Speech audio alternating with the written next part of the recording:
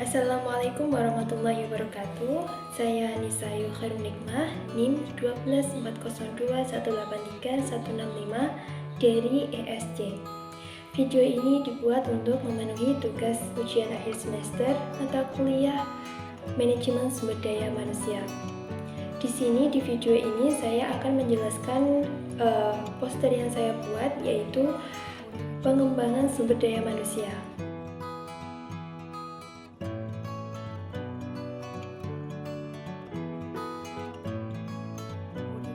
Baik, dapat kita mulai dari pengertian pengembangan SDM.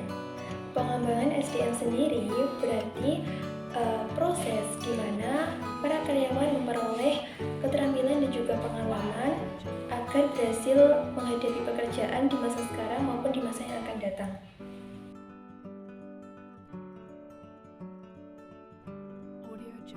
Selanjutnya yaitu manfaat pengembangan SDM, yaitu untuk meningkatkan kemampuan para karyawan dalam menangani beraneka ragam tugas, pengembangan dalam bidang penilaian, tanggung jawab, pembuatan keputusan, serta komunikasi dalam yang lainnya.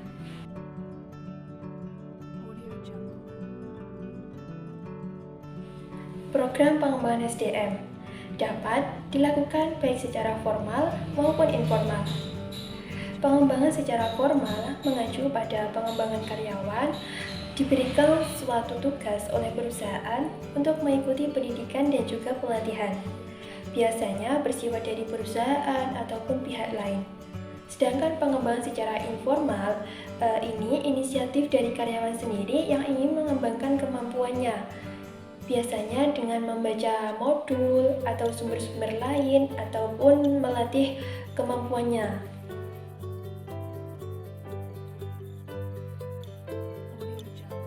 Tujuan daripada pengembangan SDM yakni perusahaan akan lebih maju dari sebelumnya, terus konsumen semakin puas, meningkatkan produktivitas kerja, meningkatkan pelayanan yang lebih baik kepada konsumen, dan juga karyawan lebih berkompeten.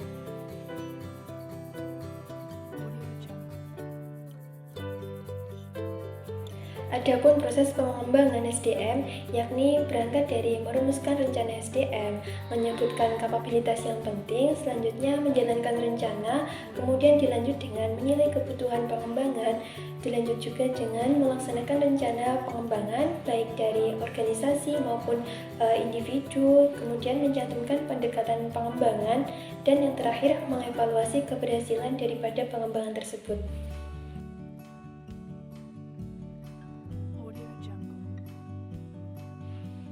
Adapun kendala dari pengembangan SDM yakni dapat saja peserta pengembangan yang berlatar belakang tidak sama dan juga kurikulum yang diajarkan menyimpang serta fasilitas pengembangan tidak memadai.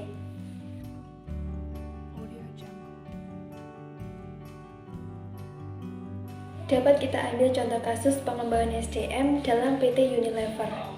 PT Unilever mengembangkan SDM-nya dengan cara menyeleksi dahulu SDM terbaik, kemudian perusahaan membuat program pelatihan kerja atau juga bisa disebut dengan laker. Dalam program ini SDM diberi pelatihan dengan pendamping yang sudah ahli di bidangnya. Kasus yang selanjutnya yaitu pada PT Telkom. Ada beberapa strategi pengembangan kompetensi yang sering dilakukan oleh PT Telkom, yakni yang pertama DNA strategi, merupakan pelatihan yang dilakukan untuk menggali lebih banyak informasi terkait dengan berbagai macam produk yang ditawarkan oleh Telkom Group. Yang kedua, accelerate strategi, pelatihan yang fokusnya pada akuisisi dan penetrasi dan dalam banyak hal terkait dengan peningkatan proses bisnis. Yang ketiga, empower strategi, yakni jenis pengembangan kompetensi yang berhubungan dengan peningkatan penjualan, pemberdayaan manusia, serta saluran pengiriman. Yang keempat, lateral strategi, yakni jenis pelatihan yang mengarah kepada community marketing dan many-to-many marketing. Contoh kasus lain yaitu pada PT KAI. Langkah PT KAI dalam hal pengembangan SDM adalah menandatangani kerjasama dengan Bank Mandiri. Kedua belah pihak bersepakat untuk melaksanakan beberapa aktivitas pelatihan dengan melibatkan jajaran pimpinan kedua perusahaan.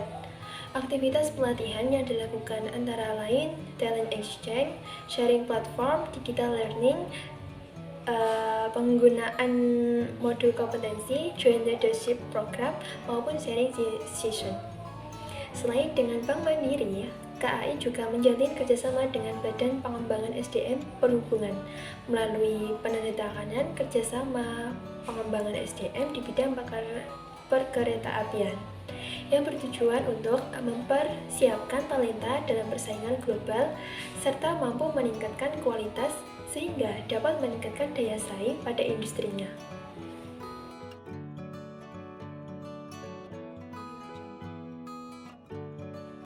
Demikian penjelasan singkat poster dari saya, kurang lebihnya mohon maaf, saya undur diri. Wassalamualaikum warahmatullahi wabarakatuh.